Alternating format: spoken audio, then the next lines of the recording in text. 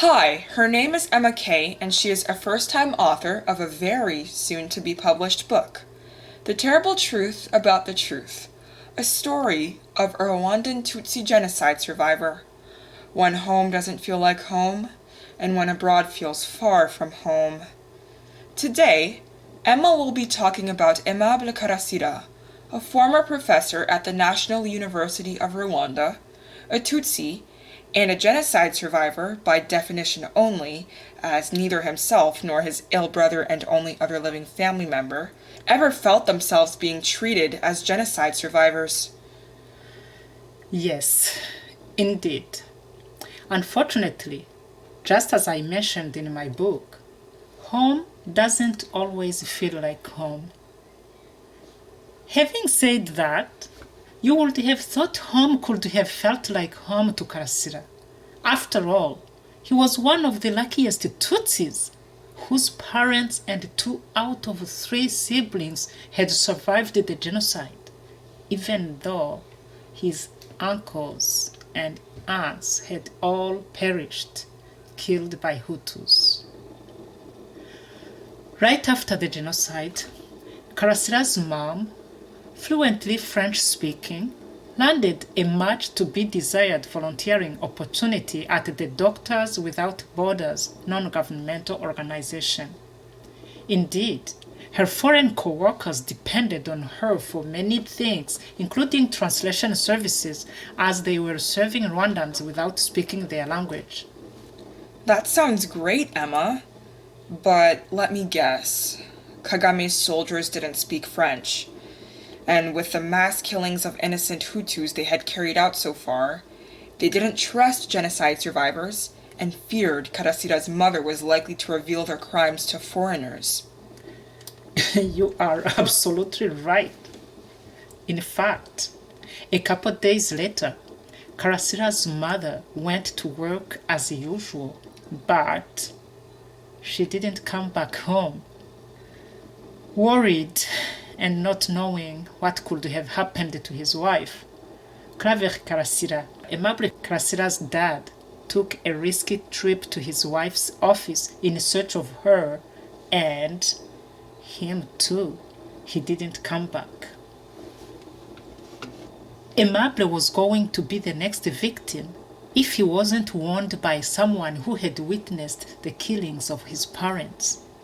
And as you can imagine, it took time for the young teenager Aimable Karsira to believe that the people he strongly believed to be his saviors could have also been the killers of his parents.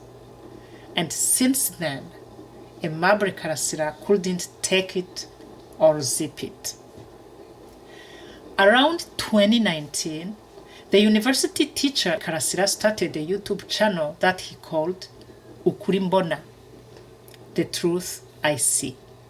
On his channel, Karsira expressed his deep disappointment in the men and women many people wrongly believed to be the saviors of Tutsis.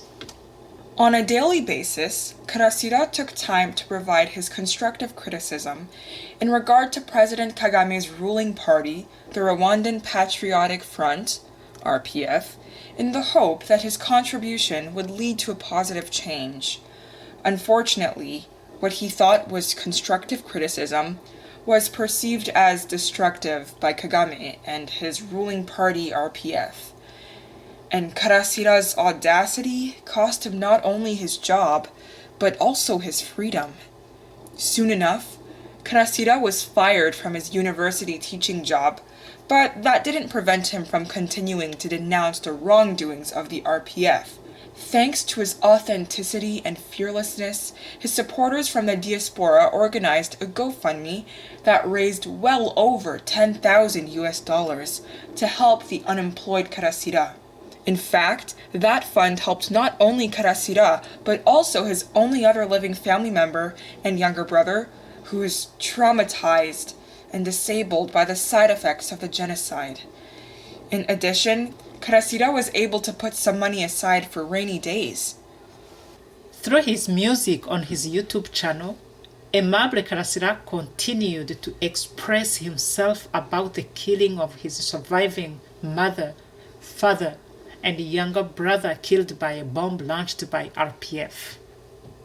Karsira was aware of what his actions were likely to cause him, but he continued to advocate for his family and for other innocent Rwandans, Tutsis as well as Hutus, persecuted or killed by the RPF. Rest in Peace, My Family is one of Karasira's songs. yamahemba mbera kirogoye atuma vikinkanga n'ikiruhura inshuti n'umuryango turababura bajya kuwakajwiga amaboko inyuma batabwarwa bayanga hasigara agahinda hasigara imfura na bucura. Rest in peace my family, rest in peace my people, rest in peace my family. Where should I go if nobody else is left? They assassinated Kizito and Nyomugabo. They incarcerated Idamanje and made Bahati disappear. The traitors are the ones who get everything. Don't waste your time on them because whatever you do, they won't appreciate it. Keep up the good work and keep going no matter what. Bitabye inama, bitaba Imana. They were called to a meeting and they were killed in that meeting. Bitabye inama, bitaba Imana, bitabye inama, bitaba Imana.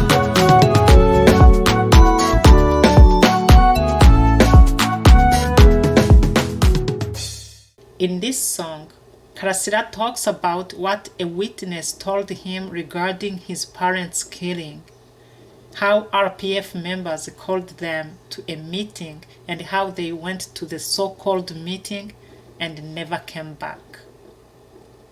Shitani, the devil, is another song written and sung by Karsira. After losing both parents killed by the people Karsira called his, he compared RPF with the devil. Karsira Aimable ntacyagize itangiriro cyabuze iherezo gusa ntawe uzagukumbura. Amen, amen, aleluya. Shitani, shitani we, shitani, shitani we, ntawe uzagukumbura. Wigeze intama kandi urekerura, ntawe uzagukumbura, ntawe uzagukumbura. You used nice words and you killed the world. You forgot how weak you were and killed the people who strengthened you. You corrupted us, and with your dictatorship, you forced us to hate each other. You frightened us. You poisoned us. With your hoe, you made us orphans. Others are widows. You seized our lands. You destroyed our assets, and you imprisoned us. You increased unemployment and made our loved ones disappear. You showed yourself to us for who you are not. Devil, devil, nobody will miss you. Today, Karsira is behind bars, accused of denying the genocide, the very same genocide that killed many of his family members. All because he said that people who pretend to have stopped the genocide are the same people who are killing genocide survivors. In addition, Karsira is accused of possessing between $10,000 and $15,000 in his account, the same money he received from his supporters that he put aside for rainy days, the money that was helping him following his dismissal from his university teaching job. But also, as he revealed, he received more money from Rwandan Investigation Bureau, RIB, as a bribe to use his YouTube channel and testify against Paul Rusesabagina and other enemies of Kagame's regime, although, as he revealed, he couldn't do that since these immoral acts weren't aligning with his personal values. Despite everything, Karsira is standing strong. I know you will kill me, and while I don't mind dying as long as I die for a good cause, the only favor I'm asking is that you kill me with a gunshot and not with a machete or a knife. Only God knows if Karsira's request will at least be granted. I hope that when you hear this hapless story, you will not only join me and Emma to advocate for Rwandans who are killed or piled up in prisons just because they chose to denounce the injustice, but you will also remember to never, ever take anything for granted. If you like Emma's stories and would like to be one of the first readers of her book, please send an email to emmak.bookauthor@gmail.com. I repeat, emmak.bookauthor@gmail.com. See you next time.